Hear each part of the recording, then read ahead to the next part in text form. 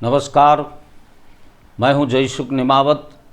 धर्म और ज्योतिष कार्यक्रम में आप सभी मित्रों का स्वागत है।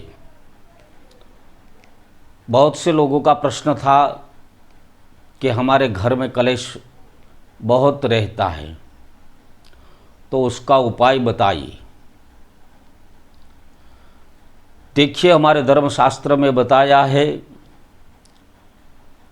कि अदाता वंश दोषेण कर्मदोषात दरिद्रता उन्मादो मातृदोषेण पितृदोषेण मूर्खता। जिस घर में उन्माद बढ़ जाता है उस घर में जो लोग वार्तालाप करते हैं वो सभी सदस्य उन्माद युक्त ही बोलते हैं। ऐसा बोलने से घर का माहौल बिगड़ जाता है।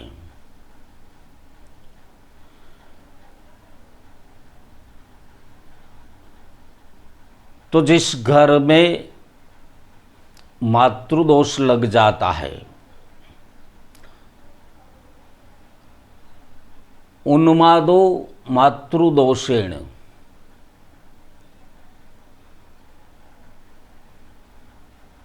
जिस घर में स्त्रियों का सम्मान नहीं होता, जिस घर में स्त्रियां किसी न किसी रूप से अपमानित होती रहती है, उस घर में मातृदोष बढ़ जाता है। साथ ही अपने पितर के निमित्त श्राद्ध कर्म न करने से भी उन्माद बढ़ जाता है। जिस घर का माहौल कलेश युक्त हो, उस घर में रक्त की परेशानी बहुत रहती है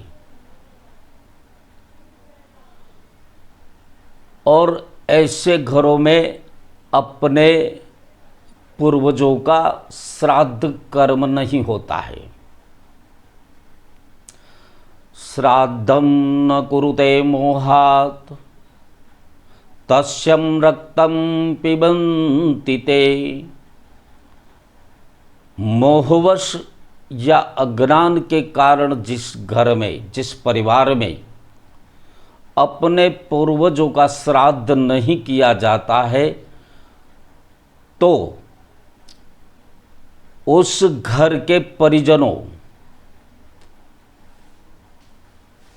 रक्त की बीमारियों से ग्रस्त रहता है। क्यों? क्योंकि श्राद्ध से तृप्त नहीं हुए पितर रक्तम पिबन्ति ते, परिवार के सदस्यों का रक्त पीता है, रक्त की बीमारियां देता है। अज्ञानवश या मोहवश अपने पितर के निमित्त कुछ श्राद्ध कर्म नहीं करते। दूसरी बात, शास्त्रीय आचार विचार से अपने देवी देवता कुल देवता की पूजा जिस घर में नहीं होती, ऐसे घरों में उन्माद बढ़ जाता है।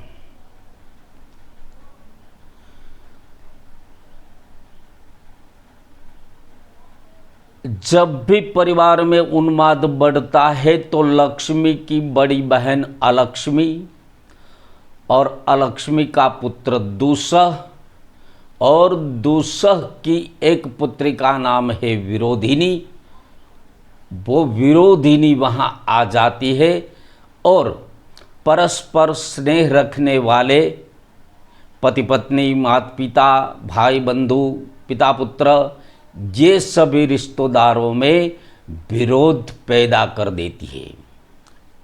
विरोध पैदा करने के कारण ही इसका नाम विरोधिनी है।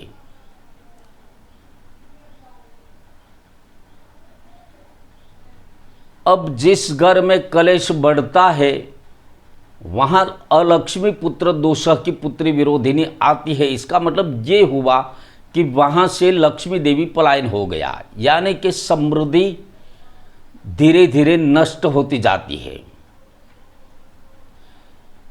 अगर आपके घर में कलेश युक्त वातावरण रहता है तो पहले आप ये करें कि आप बलि कर्म करें, श्राद्ध कर्म करें। बाद में अपने कुलाचार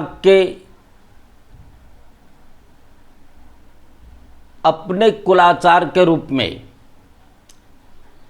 अपने कुल देवी देवताओं की पूजा करें। साथ ही अपने घर की स्त्रियों का कभी अपमान न करें और उसको किसी न किसी रूप से सम्मानित करें। ऐसा करने से आपके घर में से कलेश अलविदा हो जाएगा। अगर हमारा इस वीडियो आपको पसंद आया है तो आप इसे लाइक, शेयर और सब्सक्राइब करें। वंदे गौ मातरम।